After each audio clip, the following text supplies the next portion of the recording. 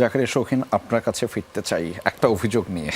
বিশাল একটা অভিযোগ, বিশাল একটা স্ট্যাটাস। মানে খুবই এই অভিযোগটা একজন টেনশন করব। টেনশন করা উচিত। আচ্ছা। অভিযোগটা গুরুতর। আচ্ছা অভিযোগটা একজন ফেসবুকে তুলেছেন। আচ্ছা তিনি লিখেছেন, জাকারিয়া শৌখিনের সব নাটকে ইদানিং নাজনীন নাহার নিহাকে দেখা যায়। আচ্ছা। কেন রে ভাই, কেন? এরপরে তিনি কিছু প্রেক্ষাপট তুলে ধরেছেন। শৌখিনের সাথে তটিনীর দুর্দান্ত দুটি নাটক আছে, পথে হলো পরিচয় এবং পথে হলো দেরি। এত দারুণ দুটি নাটক করার পরও তটিনীকে আর তার নাটকে দেখা যায় না কেন? পায়েল ও শৌখিনের অনেক সুন্দর সুন্দর কিছু নাটক রয়েছে, ভুলো না আমায়, উড়াল পাখি, উড়ছি তোমার প্রেমে, সুইট কিস সহ অনেক নাটক, কিন্তু পায়েলকেও আর তার নাটকে দেখা যায় না। এছাড়া তানজিন তিশাকে নিয়ে শৌখিন নির্মাণ করেছিলেন শুনতে কি পাও, এক মুঠো প্রেমের মতো নাটক, সেই তিশাও তার নাটকে নেই। শৌখিন এখন শুধুই নিহাকে নিয়ে নাটক নির্মাণ করছেন, তার নাটকে অন্য অভিনেত্রীদেরও দেখতে চাই, সেই উত্তরটা কি তিনি দিবেন?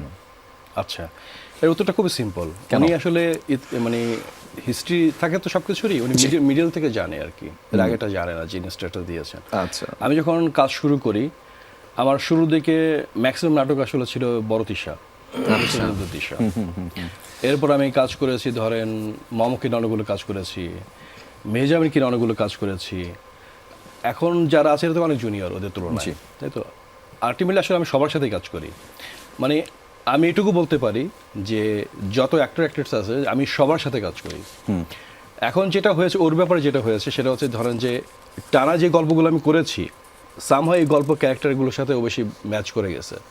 আচ্ছা। এই কারণে ও আছে। কিন্তু তটিনীর সাথে যেমন আমার প্ল্যান ছিল, যেমন একটা পথ হলো দেখা আমাদের করার প্ল্যান ছিল, সাম অনেক কারণে সেটা হয় নাই। আর তটিনীর সাথে ওইটা আমি চাই না ওইটা করার আগে আর কোনো বড় কোনো প্রজেক্ট বা ওইভাবে করে, আমি চাই আসলে ওর সাথে অপূর্ব ওকে নিয়ে আমি যে থার্ড পার্ট পথ হলো দেখা যেটা করব, ওইটা করার পরে আসলে ওকে নিয়েও টানা অনেকগুলো কাজ আছে, আমার গল্পগুলো জমে গেছে। আচ্ছা। হ্যাঁ, এটা হচ্ছে রিয়েল ফ্যাক্ট। আর পায়েলের যে ব্যাপারটা, পায়েলের সাথে আসলে এখন যে গল্পগুলো আমি করছি এইগুলোর সাথে পায়েলকে আমি ঠিক, মানে ও খুবই ভালো আর্টিস্ট হচ্ছে, আমি কাজ করেছি কিন্তু ম্যাচ করতে পারি না। তারপরে ধরেন যে তিশাকে নিয়ে কিছু গল্প আছে, সেগুলো সামনে প্ল্যান আছে। এখন উনি এই জন্য বলবেন, উনি আসলে যেটা অভিযোগটা করেছে, উনি হিস্ট্রি আসলে মাঝখান থেকে করেছে। আচ্ছা, মানে এটা স্টার্টিং আছে, এন্ডিং আছে।